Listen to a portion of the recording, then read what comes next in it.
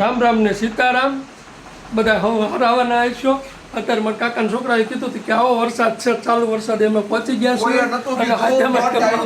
અને આઈટમ છે એ કે આવો બધા મેં કીધું હાલો ત્યારે આવી રહી મેં કંઈક પ્રોગ્રામ રાખ્યો હોય છે તો આપણે જતા રહી હું તો ફટાફટ દોડતો આવ્યો કાપ કાપ કાપ કાપ આ છે ને અમારા રાહુલભાઈ છે આ અમારા અનિલભાઈ છે અને આ છે ને અમારા રાજુભાઈ છે પણ રાજુભાઈ કે હમણાં પોલીસમાં લાગ્યા છે અને હમણાં અત્યારે રજાયું પડી છે 2-3 દિવસની રજાયું હતી અને 3-4 દિવસની રજાયું મૂકી છે 3-4 દિવસની મૂકી અને કે હાથમ આઠમ કરવા અમે તો રાજીના રેડ થઈ ગયા રજાયું મૂકીને રાજુભાઈ સમજો અમારે પોલીસમાં હોય અને સમજો પૈસા વાપરવાના અને અમને મેળો કરાવી દે વાહ ભાઈ વાહ અમને જામો હોય પણ સમજો રાજુભાઈ આવ્યા ને એકના 2 રીત થતા એમ હવારના કેવી રીતે તું નાસ્તો કરાય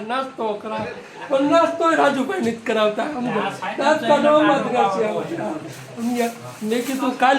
તો પાછા મેળો લઈ દેશો ને ચકડોળમાં બેહાડશો ને માનુને વતન આવવાનું છે અમારો જો માનુભાઈ છે અને માનુભાઈને વતન આવવાનું છે અને આ અમારે વિપુલભાઈ છે વિપુલભાઈ કે મારે આવવું છે પણ વિપુલભાઈ તો ગાડીમાં આવે એવું નથી તો જઈશું કેમ હાવ ભોળા માણસ પણ ગાડીમાં આવે એવું નહીં એક ગાડીમાં એમ 7 જણા છે નાની એમથી 4 વ્હીલમાં એમાં હેલ્ટો લઈને જવાનું હેલ્ટો માનુભાઈ પંચર થઈ ગયું છે ને એ તો આજે આપે નહીં તમારી ગાડી સાહેબ આવે એવું કાલે જ છે આપણે તો પછી કાલે આપણી ગાડી લઈને ઉપડી એવું કે સનેડો જો અમાર માનુભાઈ કે સનેડો સનેડામાં અત્યારે કેવું થાય આપણે મેળામાં જવાનું હોય ને એટલે એ હારા ન લાગ્યું તો આપણે 2 વ્હીલ લઈને જઈશું નગર છે ને આપણે કાલ પંચર કરાવી નાખશું વિઝા પાઈ બરાબર વિઝા વિપુલભાઈ પંચર સવારમાં તમે વહેલા પંચરમાં મૂકી દીજો અરે ટાયર આયા સાહેબ ટાયર પીસ ખોલાવી નાખશો ને વિઝા પંચર કરવાનું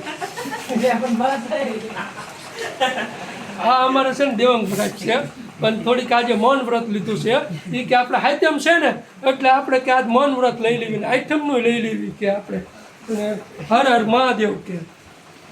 વાંધો ને હવે આપણો આ બ્લોગ અહીંયા પૂરો કરીએ અને આપણે હવે કાલે હાથમ આઠમનો આપણે મેળાનો અને સગડોળને એ બધું બેસીએ એનો